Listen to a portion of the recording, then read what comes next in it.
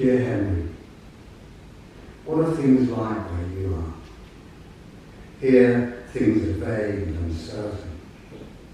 It's very hard to distinguish one's arse from one's elbow, which is an expression. Did you receive the eggs I sent you? And were they still speckled? I'm only asking. On Tuesday, I went to the chiropodist, but it's okay, it was just an accident. I do hope your neighbours have forgiven you both for the terrible behaviour of your part. Yours truly, Giles.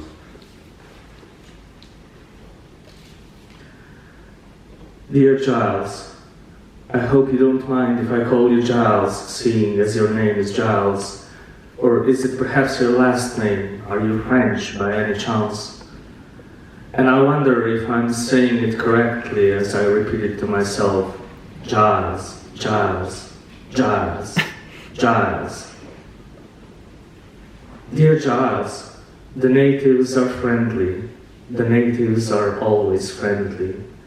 And the land is one of giant whales and squid.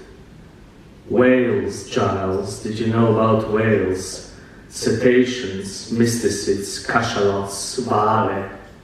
They've been on my mind all the time. And did you know about the sea? It's colorless and bland and friendly to the touch. The birds that roost upon it, however, are a different story. Hard-cawing motherfuckers, the lot of them.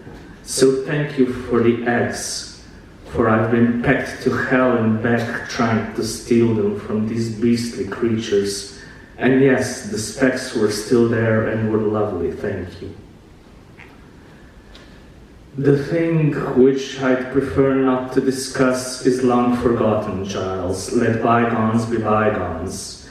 The natives here have a saying, Giles.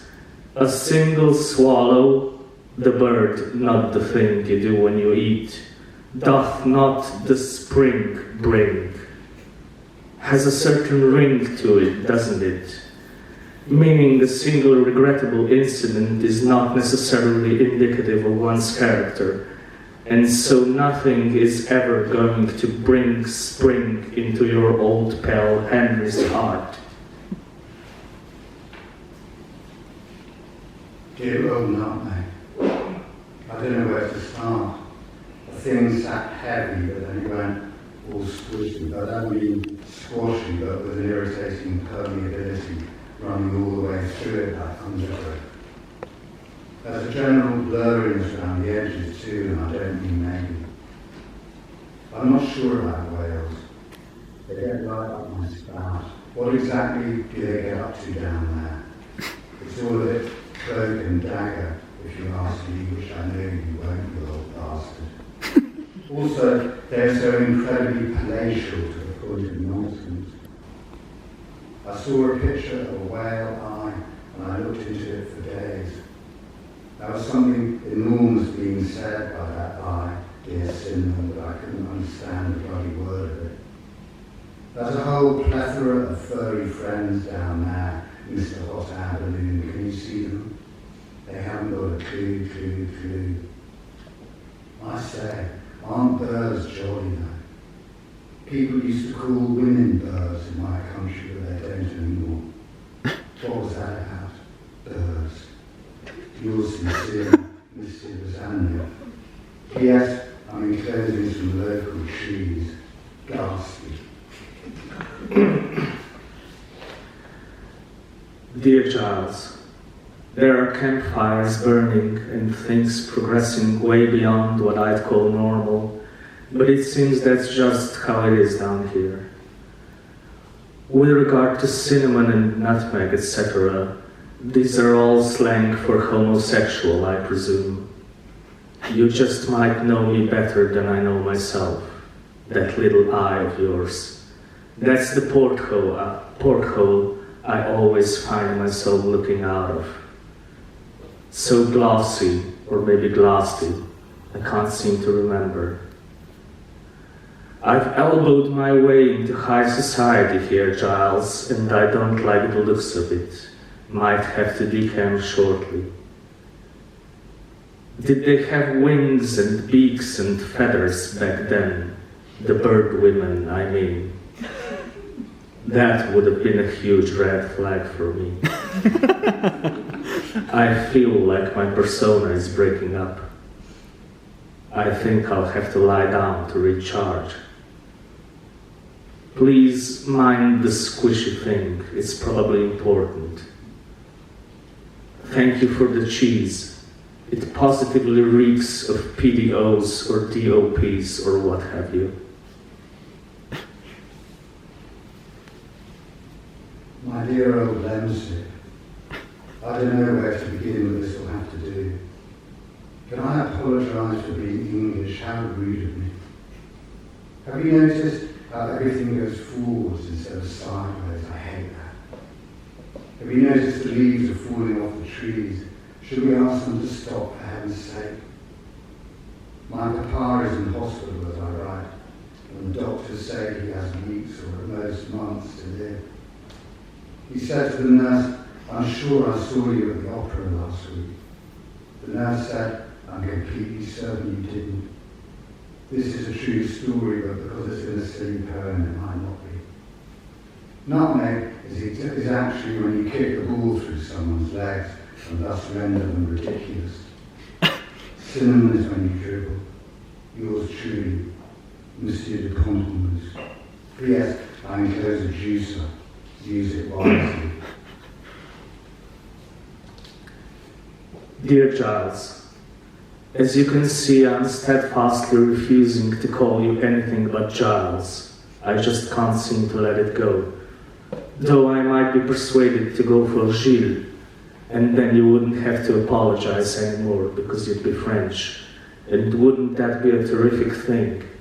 Just think of all the famous Gilleses of history, from De Rey to Deleuze, and I'm sure I could list thousands more. Let's not get carried away though. There are serious things afoot. Not everything is entirely flat, but thank you for mentioning the autumn. Gather your wits and run, Gilles. That's all I can say. The revolution's coming for your head. I may be a bit simple, Gilles, but I know just as well as anybody how to cry. When the alcohol comes through, Jill, that's when you'll know it's time to cry. A fever dream I had a couple of days ago. Yes, a fever. Words pop up in midair and need to be stacked in certain ways I don't necessarily understand, and time is running out. And isn't time just always running out? Don't call me a revolutionary, Gilles. I didn't mean anything of the sort. One day I dropped out of school and thought I'd invent the internet. Memes, Gilles. It's memes all the way down. Thank you for the juicer. It will make a wonderful war machine.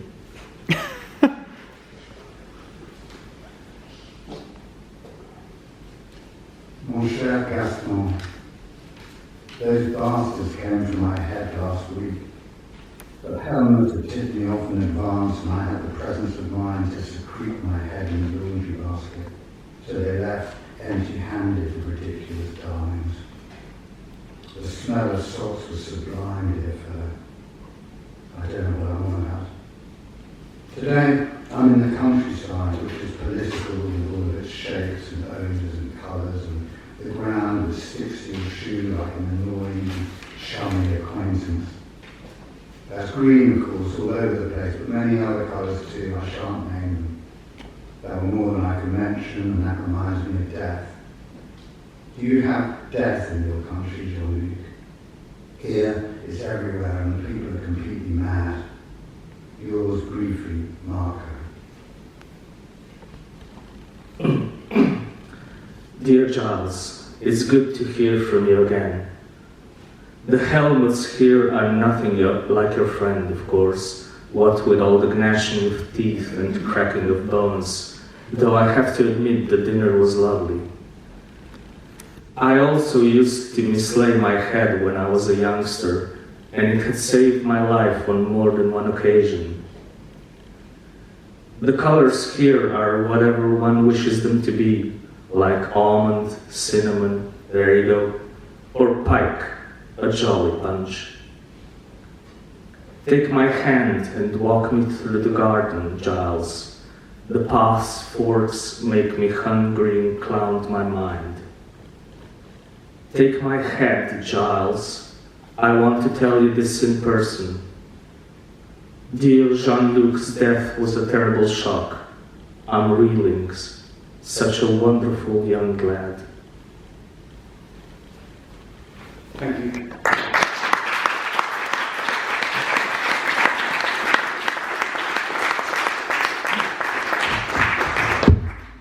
We're now going to have a 15-minute intermission. Please buy a drink and support the venue, and there's a book table. See you in a moment. Cheers. Bonjour.